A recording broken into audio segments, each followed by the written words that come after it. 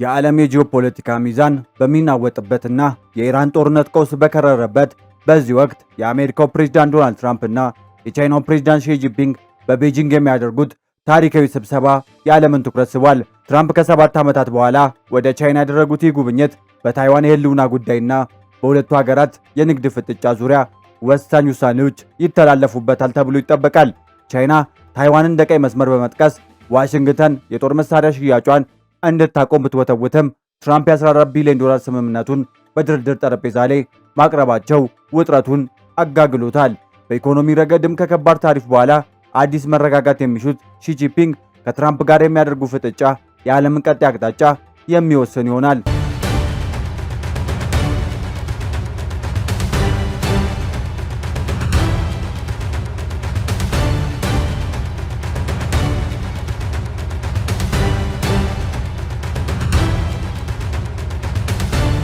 ሰላም የሳብ ኒውስ ተመልካቾች፣ በትራምፕ ጉዞ ወደ ቻይና በሚያደርገው ላይ ያዘጋጀነውን ፕሮግራም እንድትከታተሉ ጋበዝን። ቻናላችንን አንድ ሰብስክራይበር የምናደርገውን ተጋድሎም እንዲቀላቀሉን በትህትና ጠየቅናችሁ።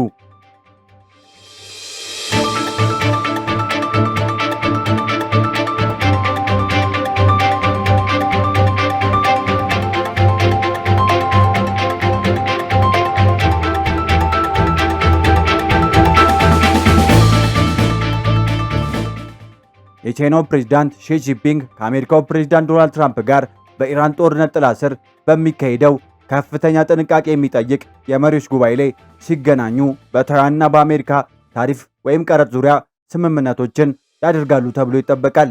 ትራምፕ ረቡዕ ምሽት ቻይና ይገባሉ ተብሎ ይጠበቃል።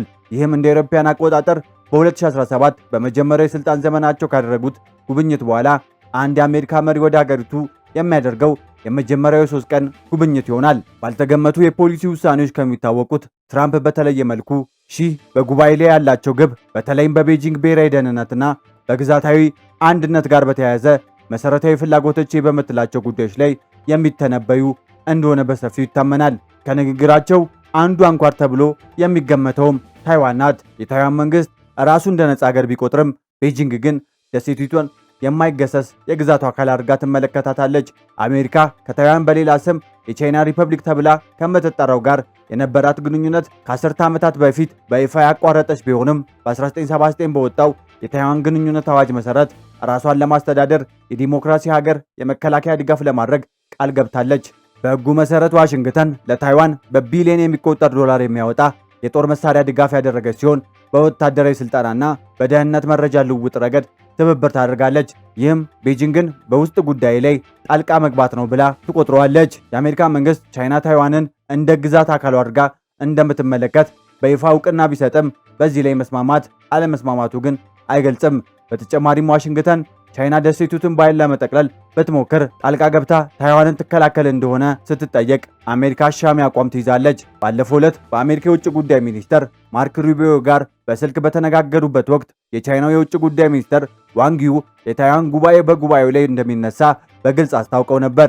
እንደ ቻይና መግለጫ ከሆነ ጉዳዩ በቻይና በአሜሪካ ግንኙነት ውስጥ ትልቅ አደጋ ሲሉ ገልጾታል።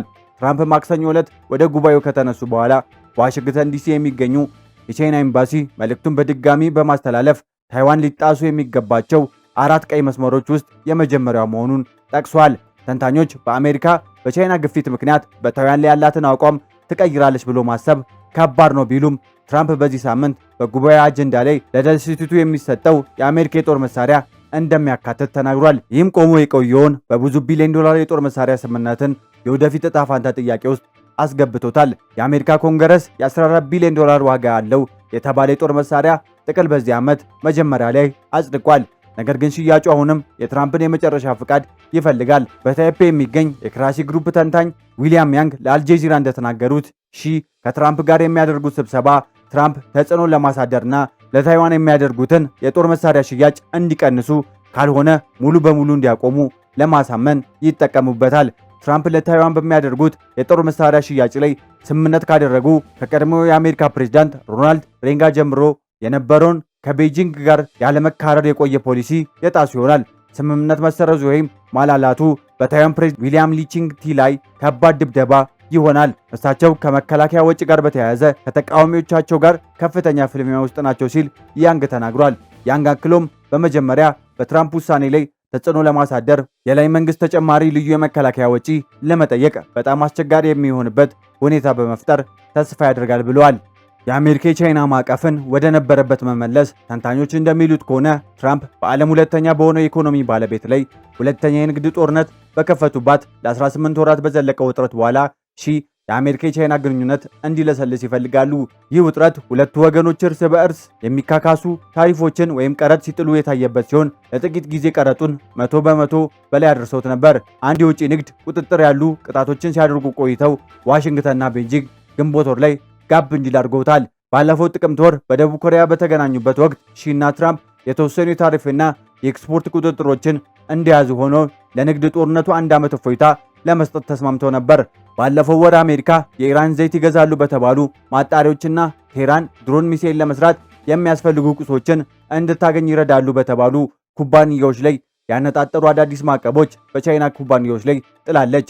በዚህ ወር መጀመሪያ ላይ ቤጂንግ ኩባንያዎቹን አሜሪካ በነዳጅ ማጣሪያዎች ላይ የጣለችው ማዕቀፍ ችላ እንዲሉ የሚያዝ የእገዳ ትዕዛዝ አውጥታለች። በቤጂንግ የሚገኘው የሆንቶግ ሪሰርች አማካሪ መስራች ቴንግ ቹቹንጌ ለአልጀዚራ ሲናገሩ ቤጂንግ የራሷን የኢኮኖሚ ፖሊሲዎችን ለማቀድ እንድትችል እስከ ጥር 2009 ድረስ የሚቆይ የትራምፕ የስልጣን ዘመን ግልጽነትና እርግጠኝነት ትፈልጋለች ብሏል። እነዚህ የፖሊሲ ጉዳዮች አሜሪካ በቻይናና በንግድ አጋሮቿ ላይ የሚያነጣጥረው የታሪፍ መጠን መርዳትን ይጨምራሉ ሲል ቲንግ ተናግሯል። በቤጂንግ የሬሚን ዩኒቨርሲቲ ዓለም አቀፍ አመራር ትምህርት ቤት ዲን የሆኑት ዋንግ ዊ እንደተናገሩት ቻይና ግንኙነቱን በሰላማዊ አብሮ በመኖር በጋራ በመከባበርና በሁለትዮሽ ተጠቃሚነት መርሆች ላይ የተመሰረተ እንዲሆን ትሻለች። ዋንግ ለአልጀዚራ እንደተናገሩት ይህ ስብሰባ የአሜሪካ የቻይና ፖሊሲን ወደ እነዚህ 3 መርሆች ይመልሷል ብለን ተስፋ እናደርጋለን ብሏል። በታይዋን ቱንጋ ዩኒቨርሲቲ የሜይንላንድ ቻይናና የቀጠናዊ ልማት ጥራት ማዕከል ምክትል ስራ አስፈጻሚ ሁንግ ፑቾአ ለአልጀዚራ እንደተናገሩት ለቤጂንግ ነገሩ በጣም አሳሳቢ ነው። ምክንያቱም ቤጂንግ ስለ ትራምፕ ያላት አመለካከት ሊተነበይ ከሚችል የንግድ አጋር ወደ በተግባር ወደሚያተኩርና ለመቆጣጠር አስቸጋሪ ወደሆነ ተቃዋሚ ተቀይሯል። የአሜሪካ የቻይና ግንኙነት ወደ ረጋ ያለ ሁኔታ መመለስ እነዚህ አደጋዎችን ለመቀነስ አንዱ መንገድ ነው ሲሉ ሁንግ ተናግሯል። ሁንግ እንደገለጹት ቻይና ስምምነቶችን ከማግኘት ይልቅ ቅድሚያ የምትሰጠው ለእሷ የማይመች የሆነውን የአሁኑ ስልታዊ አቋምና የድርድር ፍጥነትን ለማስተካከል የአሜሪካ የቻይና ግንኙነት እሷ በተሻለ ሁኔታ ልትቆጣጠረው ወደምትችል ማዕቀፍ ውስጥ መመለስ ነው። በጉባኤው ላይ የአሜሪካ የግብርና ምርቶችና የቦይንግ አውሮፕላኖችን ግዢ ለመጨመር ሊስማሙ እንደሚችሉ ፊንግ ተናግሯል።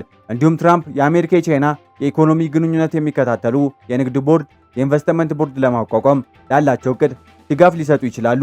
ነገር ግን አሜሪካ ዋና ዋና የፖለቲካ ስምምነቶችን ካላደረገች በቀር ቻይና የበላይነት በያዘችበት የሬር እርዝ ውድ ማዕድናት ዘርፍ ላይ ስምምነት ልታደርግ አትችልም ሲል ፌንግ ተናግሯል። ይህ ግንኙነት በኢራን ጦርነት ላይ ለውይይት የቀረበ ጥሪ ያለው አሜሪካና እስራኤል በኢራን ላይ የከፈቱት ጦርነት በጉባኤው ላይ ትልቅ ጥላ ያጠላል። ቻይና በግጭቱ ውስጥ ዋነኛ ተዋናይ ባትሆንም በጦርነቱ የኢኮኖሚ መዘዝና የዓለም አቀፍ ነዳጅ የተፈጥሮ ጋዝ አቅርቦት 1/5 በሚያልፍበት የሆርሙዝ ስትሬት መዘጋት ተጎድታለች። በቤጂንግ የቺንጉ ዩኒቨርሲቲ ዓለም አቀፍ ደህንነት ስትራቴጂ ማዕከል ተመራማሪ የሆኑት ጆዲ ዊ እንዳሉት ቤጂንግ ግጭቱ ከጀመረ ጊዜ አንስቶ ለድርድርና ሁሉን አቀፍ የተኩስ አቁም ጥሪ ስታደርግ ቆይታለች። ከትራምፕ ጋር በሚያደርጉት ንግግር ይህን መልእክት ደግሞ ሊገልጹ ይችላሉ።